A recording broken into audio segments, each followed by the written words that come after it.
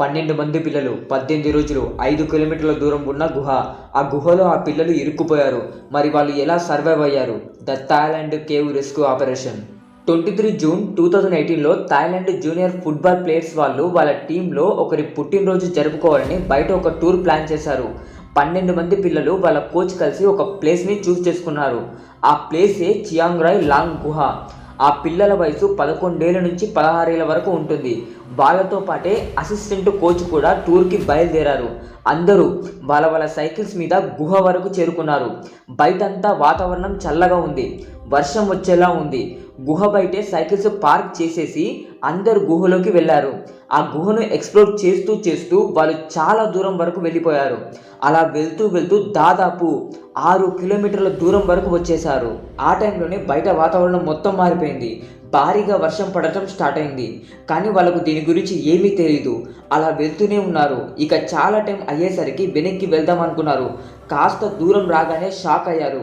ఎందుకంటే వాళ్ళు షాక్ అయ్యే సీన్ని చూశారు కాబట్టి. గుహ లోపలికి పెద్దగా వరదలు వస్తూనే ఉన్నాయి. ఇక ఎలాగైనా పిల్లల్ని కాపాడాలని వాళ్ళ కోచ్ ఏదైనా ఒక ఎత్తైన ప్లేస్లో ఉండటం మంచిదని పిల్లలందరినీ తీసుకెళ్ళి ఒక ఎత్తైన ప్లేస్లో కూర్చోబెట్టాడు. పిల్లల పేరెంట్స్ ఏమో పిల్లల కోసం కంగారు పడుతూ ఉన్నారు. అప్పుడే ఒక అబ్బాయి ద్వారా పేరెంట్స్కి వాళ్ళందరూ ఒక గుహలోకి వెళ్ళారని తెలుస్తుంది. అండ్ అక్కడ వీళ్ళు చూస్తే గుహ బయట వాళ్ళు పార్క్ చేసిన సైకిల్స్ ఉన్నాయి. గుహ లోపల పరిస్థితి ఏంటంటే పిల్లలేమో నీళ్లు ఎప్పుడు ఆగిపోతాయని నిరాశగా వెయిట్ చేస్తూ ఉన్నారు. పిల్లలు లోపల ఇరుక్కున్నారని చియాంగ్ రాయ్ గవర్నమెంట్ తెలియగానే ఆ గవర్నమెంట్ ఏం చేసిందంటే ఒక జనరేటర్ సాయంతో ఆ గుహ లోపల ఉన్న నీళ్ళన్నీ బయటకు తీస్తుంది. అలాగే 2 రాత్రులు లోపలే గడిచిపోయాయి. వాళ్ళ కోసం ఉదయం 6 స్కూబా డైవర్స్ని గుహ లోపలికి వెళ్ళి పిల్లల్ని వెతకమని ఆదేశాలు జారీ చేశారు. డైవర్స్ లోపలికి వెళ్ళడానికి వాళ్ళ సూట్ అంతగా వాళ్ళకి సహాయం చేయట్లేదు. ఎందుకంటే నీటి ప్రవాహం చాలా ఎక్కువగా ఉందని. అది వాళ్ళకి చాలా ఇబ్బందిగా ఉంది. లోపలేమో పిల్లలకి చాలా ఆకలిస్తుంది. ఎందుకంటే వాళ్ళు తెచ్చుకున్న ఫుడ్ అండ్ వాటర్ మొత్తం అయిపోయాయి.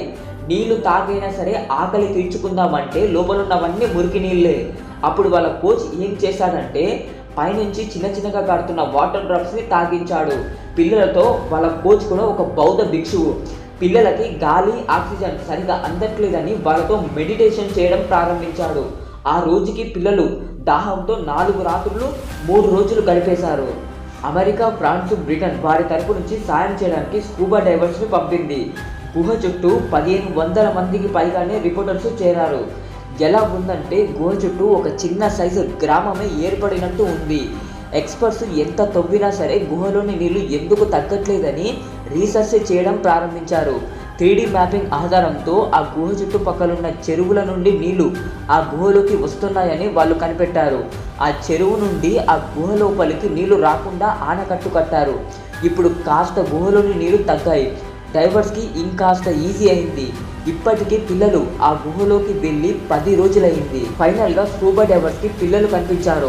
గుహ లోపలికి కనీసం ఒక 4 కిలోమీటర్ల దూరంలో పిల్లలు ఒక ఎత్తైన ప్లేస్లో కూర్చొని చాలా దీనంగా చూస్తూ ఉన్నారు ఎవరైనా కాపాడతారని.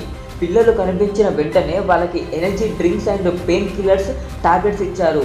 గుహ బయట పిల్లల కోసం ఎదురు చూస్తున్న తల్లిదండ్రులు ఈ విషయం తెలియగానే చాలా హ్యాపీగా అయిపోయారు. గుహ లోపలికి చాలామంది రావడం వల్ల ఆ గుహ లోపల ఆక్సిజన్ లెవెల్స్ కూడా తగ్గిపోయాయి. సో అందుకే అక్కడి గవర్నమెంట్ ఆక్సిజన్ని లోపలికి పంపడంతో ఒక లైక్